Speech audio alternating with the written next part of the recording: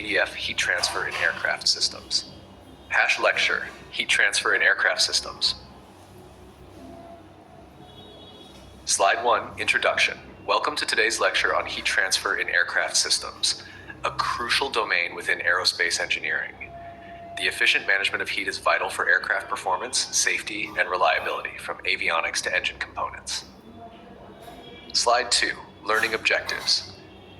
By the end of this session, you should be able to identify the 3 primary modes of heat transfer: conduction, convection, and radiation. Apply fundamental equations for each mode in practical aerospace contexts. Understand strategies for thermal control in modern aircraft systems.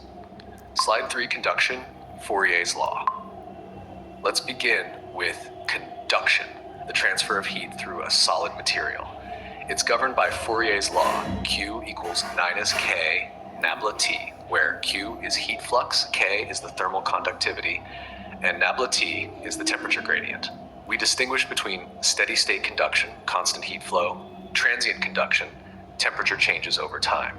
In aircraft, conduction is prominent in structural components like fuselage skins or internal wing spars, especially where materials of different conductivities meet.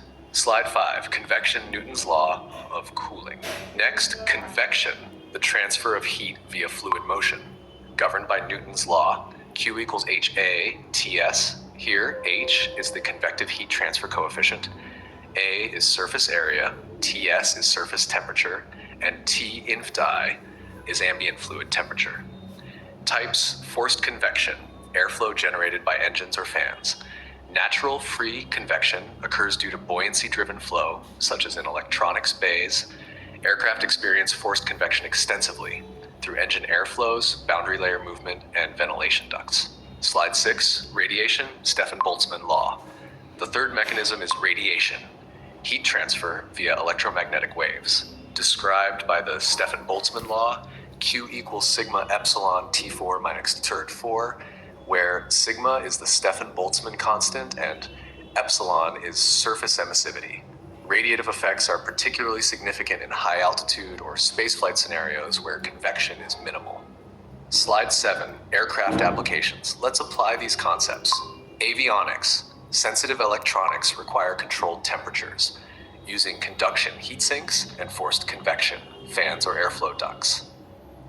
Wing anti-icing. Heaters or engine bleed air systems use conduction and convection to prevent ice buildup. Jet engine thermal management. Internal temperatures in turbines are extreme. A combination of conduction through turbine blades, convection, cooling airflows, and radiation, infrared heat exchange is managed simultaneously. Slide 8, Heat exchangers in aircraft.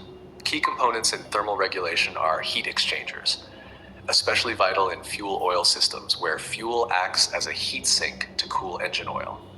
Cross-flow and counterflow designs enhance efficiency.